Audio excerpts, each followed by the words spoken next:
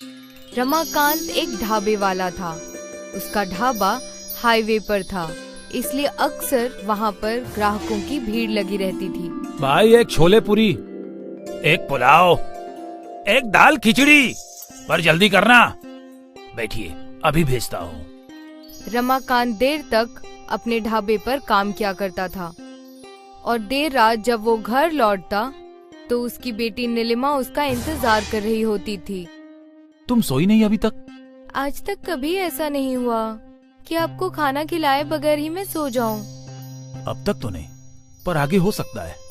और वो क्यों भला? क्योंकि मैंने तेरी शादी के लिए रिश्ता ढूंढ लिया है। क्या अब्बू, मुझे नहीं करनी शादी वादी। सभी लड़कियां ऐसे ही बोलती हैं और फिर अपने ससुराल जाने के बाद अपने अम्मी अब्बू को भूल जाया करती हैं। करती होंगी, पर मैं उन लड़कियों जैसी नहीं हूँ। अब्बू, क्या आप कोई ऐसा लड़का नहीं ढूंढ सकते जो यहाँ हमारे साथ आकर रहे? घर जमाई चाहिए तुम्हारी बेटी को। बेटा बेटी पराए घर जाए, यही उसूल है और यही सही है। मतलब आप मुझे अपने आप से दूर करना चाहते हैं? बिल्कुल नहीं, पर तेरी शादी तो करनी ही होगी। मैं तो तेरे लिए ऐसा शौहर ढूंढ रहा हूँ जो तेरा इतना ख्याल रखे कि तुझे हम दोनों की याद भी ना आए। क्या अब्बू आप भी? अरे आप दोनों का हो गया हो तो आप लोग खाना खा लीजिए, काफी रात हो गई है। ठीक है। रमाकांत अपनी बेटी से बेहद मोहब्बत करता था, पर ये भी सच था कि बहुत जल्द उसकी बिटिया पराई होने वाली थी और अब रमाकांत और भी ज्यादा देर तक ढाबे पर काम करने लगा। क्या हुआ मालिक, आज इतनी देर हो गई? हमने ढाबा बंद नहीं किया। देर तो हो गई है, सोच रहा हूँ कुछ और ग्राहकों का पेट भर दूं।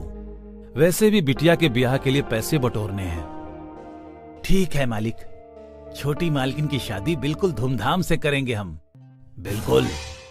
रमाकांत के नौकरों ने भी उसका साथ दिया और वो लोग भी ओवर टाइम करने लगे। 1 महीने बाद नीलिमा को देखने लड़के वाले आए और उन्हें नीलिमा पसंद आ गई। 2 महीने बाद एक बहुत ही शुभ मुहूर्त है। इन दोनों की शादी के लिए बेहद ही लाजवाब। ठीक है। सभी लोग खुश थे। नीलिमा की शादी तय हो गई थी। रमाकांत यहाँ वहाँ से पैसे जोड़ने लगा। वो नहीं चाहता था कि उसकी बेटी की शादी में कोई भी कमी रहे। पर एक दिन जब वो हड़बड़ी में हाईवे का रोड क्रॉस कर रहा था, तभी एक ट्रक से उसका एक्सीडेंट हो गया और वो वहीं मर गया।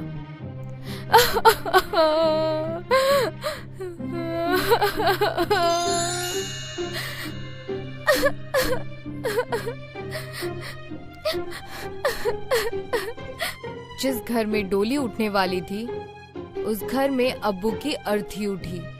सरिता और नीलिमा के जीने का सहारा ही चला गया। कुछ दिनों बाद किशोर रमाकांत के घर आया। भाभी, रमाकांत भाई ने मुझसे 2 लाख रुपए उधार लिए थे। कहा था बिटिया की शादी है, बाद में लौटा दूंगा। अब वो तो नहीं रहे, अब मेरे पैसे कौन लौटाएगा? उन्होंने मुझे इस बारे में कुछ नहीं बताया। वो सब मुझे नहीं मालूम। अब ये बताइए कि मेरे पैसे कौन लौटाएगा? मैं लौटाऊंगी। मेरे पिताजी का सारा कर्ज मैं लौटाऊंगी। आप मुझे बस 6 महीने की मोहलत दे दीजिए। ठीक है बेटा, मैं 6 महीने के बाद वापस आऊंगा, पर तब तक पैसों का इंतजाम कर लेना। सरिता ने अपना सर पकड़ लिया।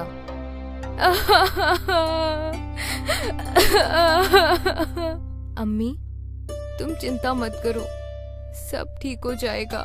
पर ये कर्ज कैसे उतारेंगे? काम करके मैं अब्बू का ढाबा चलाऊंगी। पर बेटा, तू कैसे ये सब करेगी? कर लूंगी अम्मी, अब्बू है ना मेरे साथ। और अगले ही दिन नीलिमा ढाबे पर चली गई। काका, आज से मैं ढाबा संभालूंगी। ठीक है बेटा, तुम्हारे पिताजी के हम पर बहुत एहसान है। हम सब तुम्हारा साथ देंगे। आपसे यही उम्मीद थी। ढाबे पर गाड़ियां रुकने लगीं और लोग खाना खाने आने लगे। नीलिमा सबका ऑर्डर और पैसे लिया करती थी। सुबह से रात तक वो ढाबा संभाल रही थी। ढाबा बंद करने के समय नीलिमा ने हिसाब जोड़ा। आज तो बस 3000 का ही गल्ला हुआ है, जिसमें बस 1500 का मुनाफा। ऐसे चलता रहा तो मैं किशोर काका का हिसाब कैसे चुकता करूंगी। हे मालिक मेरी मदद कीजिए। अगले कई दिनों तक नीलिमा सुबह से लेकर शाम तक काम करती थी, पर जो मुनाफा वो कमा रही थी वो कम ही था। वो बिल्कुल भी संतुष्ट नहीं थी। कई दिन बीत गए। एक रात सारे नौकर चले गए और नीलिमा ढाबा बंद कर रही थी। तभी एक बूढ़े बाबा उसके पास आए। बेटा, 2 दिनों से भूखा हूँ, कुछ खाने को हो तो दे दो। आइए बैठिए। पर बेटा, मेरे पास तुझे देने के लिए पैसे नहीं है।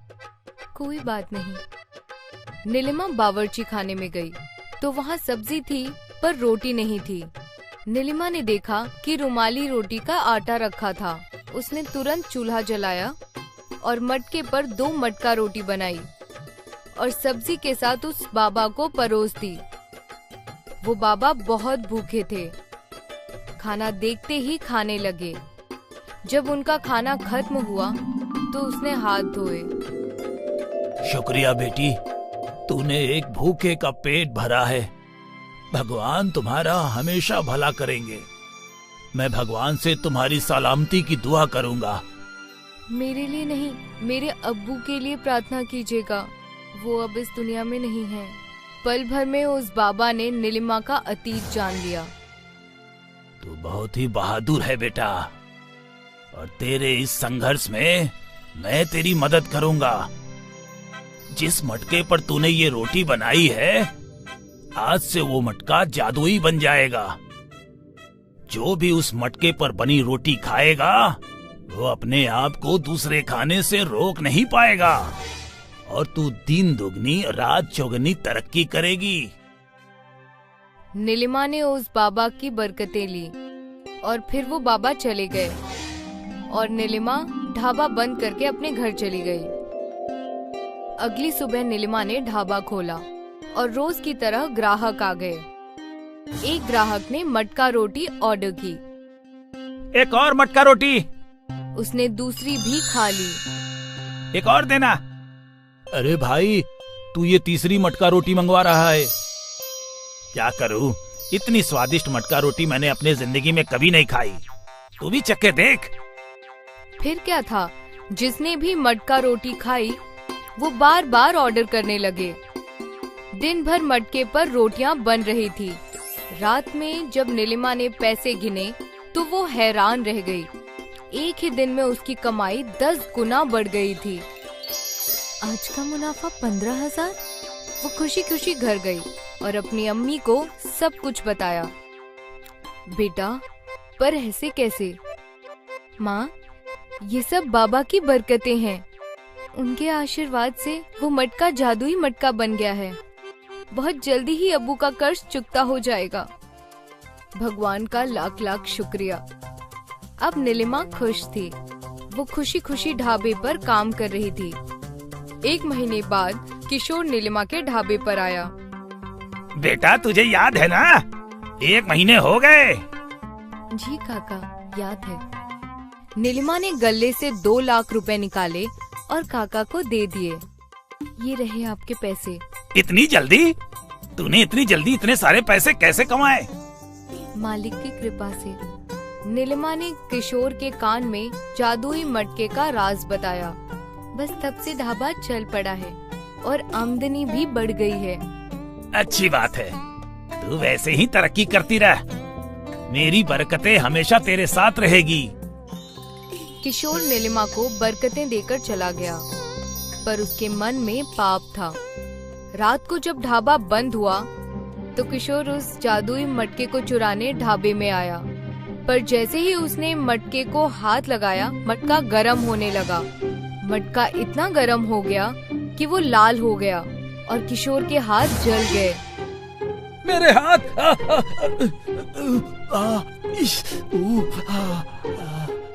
किशोर को अपने लालच की सजा मिली। उसको जादुई मटका रोटी वाला मटका भी नहीं मिला और उसके दोनों हाथ भी जल गए।